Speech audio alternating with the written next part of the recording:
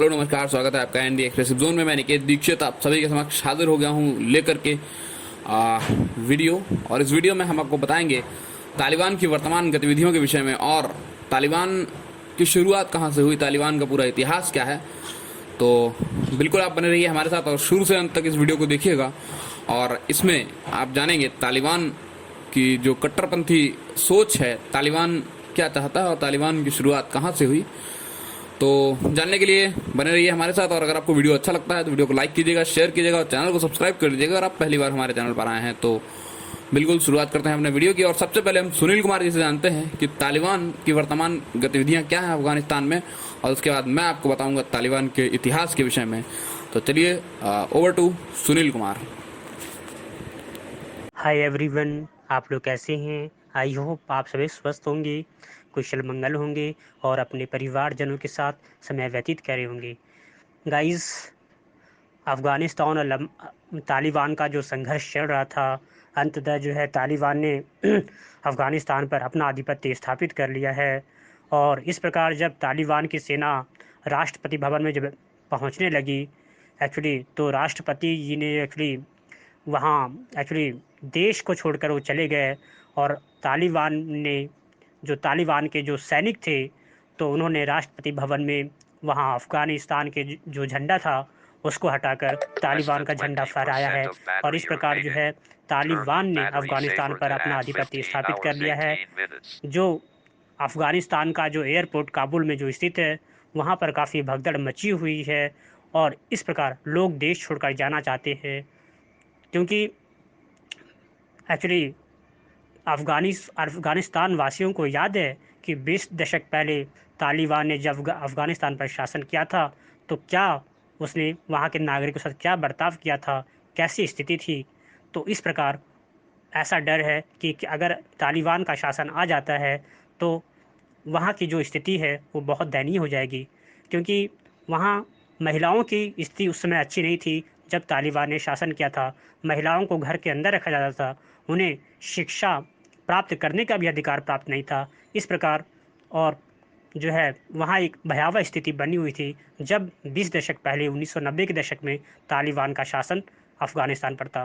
तो इसलिए वहाँ के नागरिकों को अभी भी एक डर बना हुआ है उनके मन में कि अगर तालिबान आ जाता है, वहाँ अगर शासन करता है, तो एक तरह से हमारी स्थिति जो है भयावह हो जाएगी। इसलिए लोग देश छोड़कर जाना चाह रहे हैं। काफ़ी भगदड़ मची हुई है। और इस वक्त तालिबान ने कहा है कि हम जो है वहाँ के नागरिकों के साथ कुछ नहीं करेंगे, केवल हम सत्ता का हस्तांतरण चाहते हैं। लेकिन एक्चुअली अफ़गान जो अशरफ गनी है अफ़गानिस्तान के प्रेसिडेंट, वो देश छोड़कर चले गए। और इस प्रकार जो है एक्चुअली अमेरिका ने जो है इस प्रकार अफ़गानिस्तान का साथ ऐसा माना जाता है कि उसने छोड़ दिया है। पूर्ण रूपेण जो है उसने साथ नहीं दिया और यही खमियाजा आज अफ़गानिस्तान को भुगतना पड़ा, जो हम सबके सामने है। गाइस, जो तालिबानी हैं एक्चुअली तालिबानियों को जो है आतंकवादी की जो ट्रेनिंग जो दिलवाई गई, वो पाकिस्तान ने ट्रेनिंग दिलवाई और चीन ने जो है फंडिंग जो चीन ने जो है पैसे दिए। तो ऐसा जो है कई न्यूज़ चैनल्स दावा कर रहे हैं। फ्रेंड्स, कहीं न कहीं आज जो है जो तालिबान ने जो है अफ़गानिस्तान पर अपना वर्चस्व पूर्ण रूपेण जो है स्थापित कर ही लिया है। और कई देशों ने जो है जो कई देशों के जो नागरिक अफ़गानिस्तान में थे, वो उन्होंने निकाल लिए हैं। जैसे भारत ने अपने 128 या 129 जो हमारे देश के जो सिविलियंस थे, उनको एक्चुअली लाया गया है विमान के माध्यम से। तो इस प्रकार जो है कई देश अपने नागरिकों को वहाँ से निकाल रहे हैं। और अभी भी जो अफ़गानिस्तान के जो नागरिक हैं, वो भी देश छोड़कर जाना चाहते हैं, क्योंकि नहीं चाहते कि तालिबान का ऐसा शासन हमारे यहाँ हो, जो वो देख चुके हैं कि किस प्रकार का शासन रहा। गाइस, मैं बताना चाहूँगा कि जो तालिबान ने जो काबुल में तालिबान के सैनिक बंद थे, जो कई आतंकवादी बंद थे आईएसआई के और भी कई संगठनों के जो टेररिस्ट हैं, उनको भी उस जेल को तोड़कर जो अफ़गानिस्तान में काबुल में जो स्थित है, उस जेल को तोड़कर जो वहाँ के जो आतंकवादी हैं, उनको भी निकाल दिया है। तो सोच सकते हैं कि कितनी वहाँ एक भयावह स्थिति बनी हुई है। और तालिबान ने जो है अपना झंडा वहाँ पर लगा दिया है। अफ़गानिस्तान के झंडे को एक्चुअली हटा दिया है। तो इस प्रकार जो है पुनः तालिबान का शासन अफ़गानिस्तान में आता हुआ। जो बाइडेन का जो गाइस स्टेटमेंट आया है, जो बाइडेन ने कहा है कि अशरफ गनी को ऐसे समय में छोड़कर नहीं जाना चाहिए था, वहाँ के आवाम की जो है देखभाल करनी चाहिए थी। अब जो है जो बाइडेन ये अपना स्टेटमेंट दे रहे हैं। अगर अमेरिका पूर्णपेण जो है अगर वहाँ से सेना नहीं हटाता तो आज तालिबान इतना पावरफुल नहीं है कि जो अमेरिका को हरा सकता है। आज यही अमेरिका ने कहीं न कहीं ज़्यादा इंटरेस्ट अमेरिका ने नहीं दिखाया। आज वही खामियाजा जो है अफ़गानिस्तान भुगत रहा है। बल्कि अमेरिका और अफ़गानिस्तान के दोनों के अच्छे संबंध थे। अमेरिका ने काफ़ी ज़्यादा वहाँ पर पैसा खर्च किया और आज अफ़गानिस्तान का जो है कई दशकों से अमेरिका ने साथ दिया, लेकिन आज एक्चुअली यही खामियाजा है कि अमेरिका ने जो है ज़्यादा एक्चुअली इंटरेस्ट नहीं दिखाया। आज वही खामियाजा जो है अफ़गानिस्तान को भुगतना पड़ रहा है।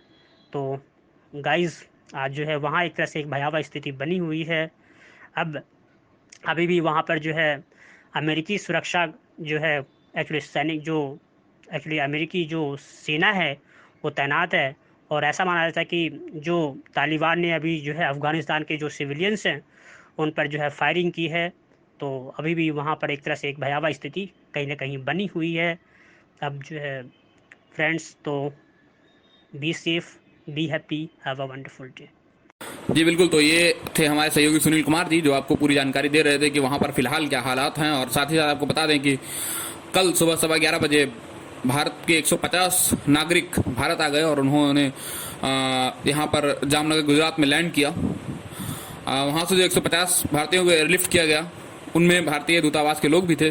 तो भारतीय दूतावास ने भी अफगानिस्तान छोड़ दिया है और अब पूरी तरह से अगर कहा जाए तो स्थितियाँ जो है आउट ऑफ कंट्रोल हो चुकी हैं अफगानिस्तान में, क्योंकि वहाँ पर सीधे तौर पर तालिबान का कब्जा हो गया है, चाहे वो काबुल हो या फिर अफगानिस्तान के अन्य शहर। वहीं साथ ही साथ आपको बता दें कि जो वहाँ के उपराष्ट्रपति थे अमरुल्लाह सलाह, जिन्होंने खुद को राष्ट्रपति घोषित कर दिया है वहाँ का, वो कहते हैं कि अशरफ गनी साहब के छोड़ जाने के बाद संवैधानिक तौर पर मैं यहाँ का राष्ट्रपति हूँ और मैं आगे तालिबान से लड़ाई जारी रखने की कोशिश करूँगा। तो उम्मीद करते हैं कि ये ज़रूर कुछ ना कुछ कर पाएँ। वैसे इसकी उम्मीदें थोड़ी सी कम नज़र आती हैं। और साथ ही साथ आपको बता दें कि चाइना जो है उसने अफगानिस्तान में जो तालिबानी सरकार है उसे मान्यता दे दी है और तालिबान को अब चाइना ने सीधे तौर पर मान्यता दे दी एक ही तालिबान के कब्जा करने के 1 ही 2 दिन बाद। तो ये बड़ी खबर कहीं ना कहीं सामने आ रही है। और अगर बात करें भारतीय मुस्लिम पर्सनल लॉ बोर्ड की, तो उन्होंने इस जो कुछ भी घटा है बीते दिन उसका स्वागत किया है और कहा है कि तालिबान ने बहुत अच्छा किया और इस्लामिक राष्ट्र की स्थापना करने की जो कोशिश है उसका हम स्वागत करते हैं। तो all India Muslim personal law board ने भी इसका स्वागत किया है। तो ये भी एक अपने आप में ही बड़ी बात है। और अगर बात करें तालिबान की इतिहास की, तो जैसा कि मैंने आपको बताया था शुरू में ही कि मैं आपको बताऊंगा तालिबान के इतिहास के विषय में, पर उससे पहले बता दूं आपको कि मंगलवार को जो बाइडेन साहब का एक बयान आया जिसमें उन्होंने कहा कि जो अमेरिकी नागरिक हैं अगर उन्हें कोई नुकसान पहुंचाया तालिबानियों ने तो हम बिल्कुल तालिबानों को छोड़ेंगे नहीं और उन पर हमला करने में कोई कोताही नहीं बरतेंगे। इसका सीधे सीधे मतलब ये नज़र आता है कि बाइडेन साहब की नज़रों में अमेरिकियों की ही अहमियत है और अफगानी नागरिकों से उन्हें कोई मतलब नहीं, क्योंकि इन्होंने अपनी सेना जब पीछे हटाई तो इनसे कहा भी था अशरफ गनी साहब ने, जैसा कि वो खुद बताते हैं। अब ये बात तो किसी को नहीं पता कि क्या कहा क्या नहीं हुआ, पर अशरफ गनी साहब खुद बताते हैं कि उन्होंने कहा था कि इतनी जल्दी ठीक नहीं है क्योंकि हालात बिगड़ सकते हैं। और फिर भी बाइडेन साहब ने अपने फैसले को नहीं बदला और सेना जो है वापस बुला ली। तो इस तरह की पूरी जो क्रियाकलाप रही बीते दिनों, उस कारण आज अफगानिस्तान ऐसे संकट में है जहां से निकल पाना अब बहुत मुश्किल हो चला है। तो चलिए बताते हैं आपको इतिहास के विषय में। इतिहास दरअसल तालिबान जो नाम है उसका अर्थ होता है छात्र, जो मुस्लिम विचारधारा को मानता है और मुस्लिम कट्टरपंथी विचारधारा का समर्थक है। तो ऐसे छात्रों को ही तालिबान कहते हैं। तालिबान की शुरुआत दरअसल पाकिस्तान के कुछ मदरसों से हुई। उनकी विचारधारा की शुरुआत पाकिस्तान के कुछ मदरसों से हुई। तो जन्म तालिबान का पाकिस्तान में हुआ और कर्म जो है इसने अपने अफगानिस्तान में शुरू किए। 1979 में जब ताराकी और हजीबुल्ला अमीन, जहाँ तक मैं सही नाम ले रहा हूँ, तो ये दोनों वहाँ पर सत्ता में थे और ताराकी साहब राष्ट्रपति थे वहाँ पर। तो इन दोनों के बीच में एक विवाद हुआ। पहले तो करीबी थे अमीन साहब और उसके बाद फिर इनमें विवाद बढ़ता गया।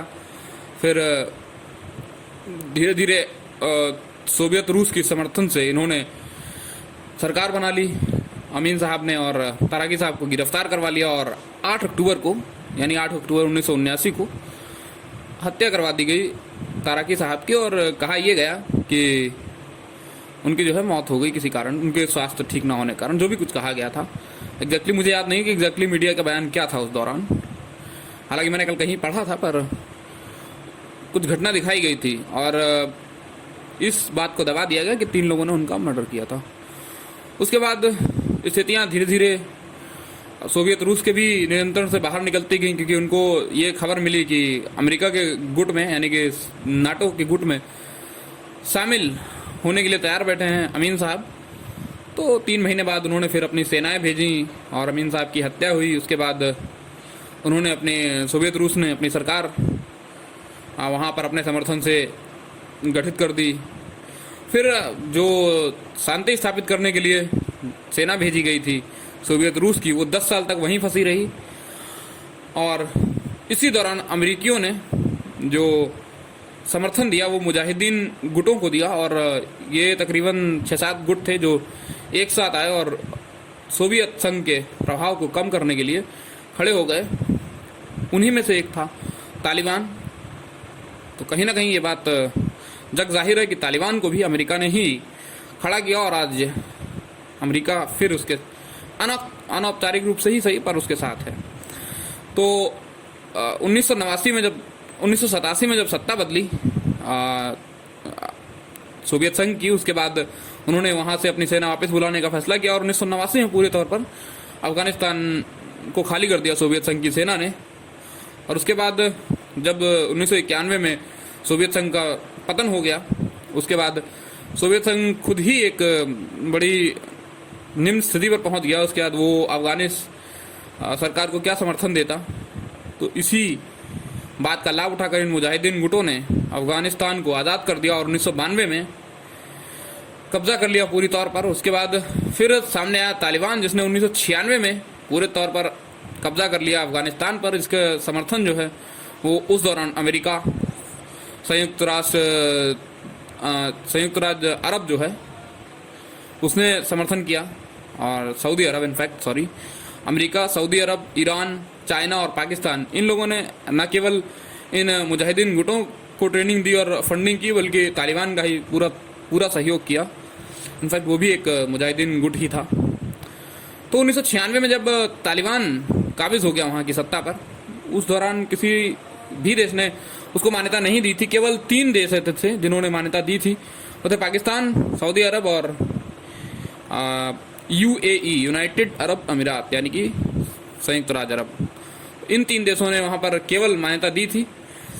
फिर वक्त आता है 2001 का, जब उसामा बिन लादेन, अलकायदा का जो सदस्य था, उसने 9/11 आतंकी हमले को अंजाम दिया, और उसके बाद अमेरिका पूरी तरह से खिलाफ हो गया इन लोगों के। फिर अमेरिका ने कहा तालिबान से कि भाई साहब, आप जो है अपना जो भी अलकायदा के नेता हैं उन सबको हमें सौंप दीजिए। लेकिन उस दौरान तालिबान ने सीधे तौर पर इनकार कर दिया कि लादेन साहब तो उस हमले में शामिल ही नहीं थे। उसके बाद कुछ ही दिनों बाद अमेरिका ने अफगानिस्तान पर बमबारी कर दी और वहाँ पर अपनी सेनाएं भेज दी।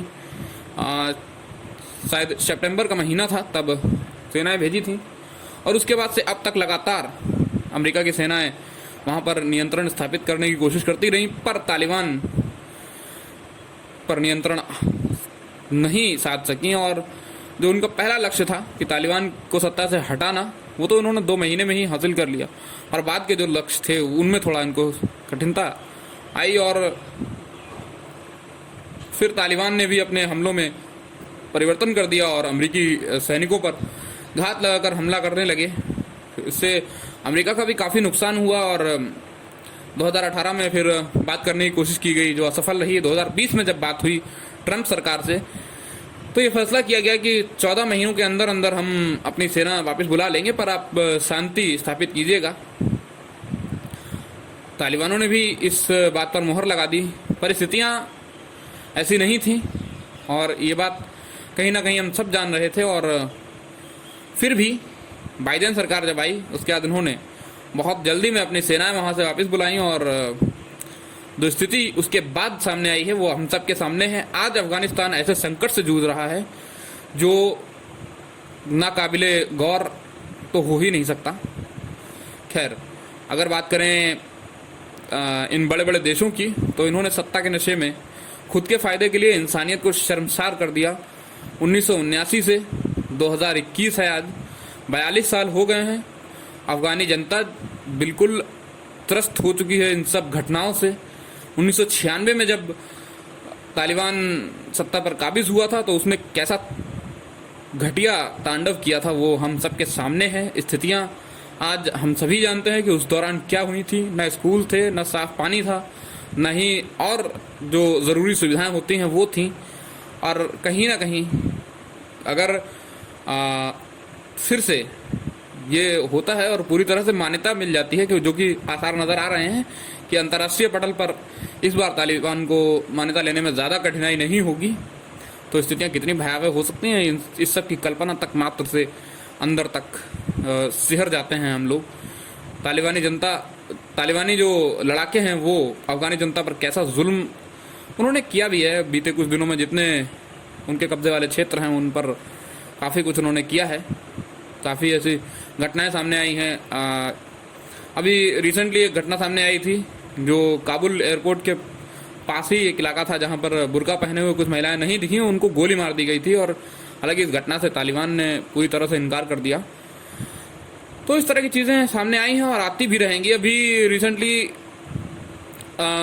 आज ही की बात है शायद, एक खबर मिली कि जो अफगानी पत्रकार हैं उनको, महिला पत्रकार, उनको बिल्कुल टीवी से दूर रहने की हिदायत दे दी गई और एक गवर्नर थी वहाँ की, उनको बंधक बना लिया गया जो तालिबान के विरोध में थी। तालिबान ये वकालत करता है इस बार कि हम महिलाओं को पूरा सम्मान देंगे और अपनी सरकार में शामिल करने की अपील भी करते हैं, पर ये उसकी दोहरी नीति है और चाहता है कि वो अंतर्राष्ट्रीय पटल पर मान्यता ले ले। इस वजह से वो इस तरह की चीज़ें कर रहा है और कहीं ना कहीं उसे कोई मतलब नहीं मानवाधिकारों से, उसे मतलब है तो सिर्फ इस्लामी राष्ट्र बनाने से और शरिया कानून लागू करवाने से। इस तरह की चीज़ें हम सब जानते हैं और हम सब इन सब चीज़ों से परिचित भी हैं। तो चलिए फ़िलहाल के लिए इस वीडियो में इतना ही। उम्मीद करता हूँ आपको जानकारी भी ठीक लगी होगी और उपयोगी लगी होगी। तालिबान क्या है मैंने बताया आपको, और वर्तमान स्थितियाँ क्या हैं वो भी बताई सुनील कुमार जी ने। तो उम्मीद करता हूँ आपको ये वीडियो अच्छा लगेगा और आप लोग ज़रूर वीडियो को लाइक कीजिएगा अगर अच्छा लगे, और चैनल को सब्सक्राइब कीजिए और ज़्यादा से ज़्यादा वीडियो को शेयर कीजिए जिससे और लोगों तक भी इस तरह की जानकारियाँ पहुँचती रहें। नमस्कार।